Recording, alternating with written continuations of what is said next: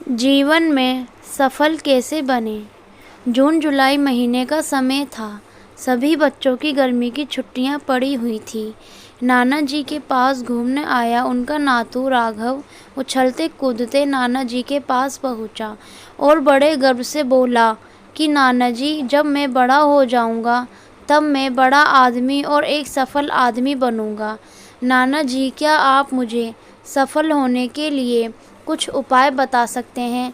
नाना जी ने हाँ में अपना सर हिला दिया और बिना कुछ कहे बोले अपने नातू का हाथ पकड़ा और उसे करीब की पौधशाला ले गए और वहाँ जाकर नाना जी ने दो छोटे छोटे से पौधे खरीदे और घर वापस आ गए। घर वापसी आकर उन्होंने एक पौधा घर के बाहर लगा दिया और दूसरा पौधा गमले में लगाकर घर के अंदर रख दिया।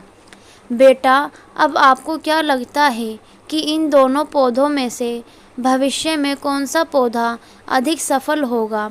नाना जी ने अपने नातू से पूछा।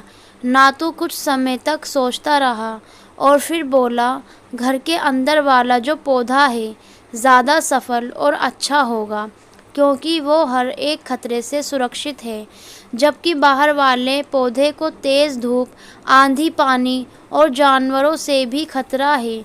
नाना जी बोले, चलो देखते हैं आगे क्या होता है। और फिर नाना जी अखबार उठाकर पढ़ने लगे। नाना जी दोनों पौधों पर ज़्यादा ध्यान देते रहे। वे पौधों को रोज़ पानी दिया करते और समय बीतता गया। 4-5 साल बाद जब एक बार फिर राघव अपने माता पिता के साथ गांव घूमने आया, तब अपने नाना जी को देखा तो देखते ही बोला, नाना जी, पिछली बार मैंने आपसे सफल होने के कुछ उपाय मांगे थे, पर आपने तो कुछ भी नहीं बताया था। पर इस बार आपको कुछ बताना ही होगा। नाना जी, आज आप मुझे बताओ सफलता के उपाय।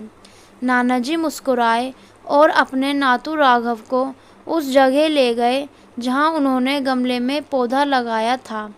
अब वह पौधा एक पेड़ में बदल चुका था। राघव बोला, देखा नाना जी, मैंने कहा था ना कि ये वाला पौधा ज़्यादा सफल होगा। नाना जी ने बोला, बेटा, पहले बाहर वाले पौधे का हाल तो देख लो, फिर बोलना। और ये कहते हुए नाना जी राघव को बाहर ले गए। बाहर एक विशाल पेड़ गर्व से खड़ा था। उसकी शाखाएं दूर तक फैली हुई थी और उसकी छांव में खड़े राहगीर आराम से बातें कर रहे थे। उस पेड़ पर फल भी आने लगे थे। अब नाना जी ने राघव से पूछा, बताओ कौन सा पौधा ज़्यादा सफल हुआ। राघव कुछ शर्माते हुए बोला, नाना जी, बाहर वाला। लेकिन ये कैसे संभव है नाना जी, बाहर तो उसे ना जाने कितने खतरों का सामना करना पड़ा होगा। नाना जी मुस्कुराए और बोले, हाँ, बाहर वाले पौधे का बहुत सी चीज़ों के से सामना करना पड़ा, लेकिन समस्या का सामना करने से अपने फ़ायदे भी होते हैं।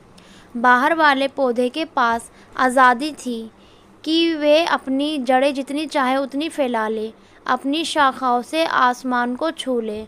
और तुम जिस आंधी तूफान से इस पेड़ के लिए मुसीबत समझते थे, उसी आंधी तूफान ने ही इस पेड़ की जड़ों को इतना मजबूत बना दिया है कि आज एक छोटा सा आंधी तूफान इस पेड़ का कुछ भी नहीं बिगाड़ सकता। बेटे, अब जो तुम्हें बताने वाला हूँ उसे अगर तुमने अपने अंदर बैठा लिया तो तुम जिंदगी में कुछ भी करोगे उसमें सफल हो जाओगे। उन्होंने बोला कि अगर तुमने जीवन भर सिर्फ अच्छी विकल्पों को ही चुनते रहोगे तो तुम कभी भी उतने सफल नहीं हो पाओगे जितनी तुम्हारी क्षमता है।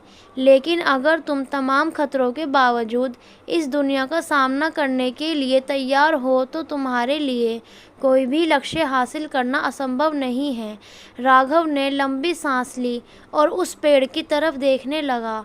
वे नाना जी की बातों को समझ चुका था। आज उसे सफलता का एक बहुत बड़ा सबक मिल चुका था कि जीवन में हम जितनी रुकावटों को हम जितना बड़ा शत्रु समझते हैं, वही हमें मजबूत और जीवन में बहुत ज़्यादा सफल बनाती हैं। समस्याओं से कभी नहीं भागना चाहिए। परेशानियों और समस्याओं को अगर हम डट के सामना करते हैं तो उससे हम और भी ज़्यादा मजबूत होते हैं और हमारा जो डर होता है वो जीत में बदल जाता है।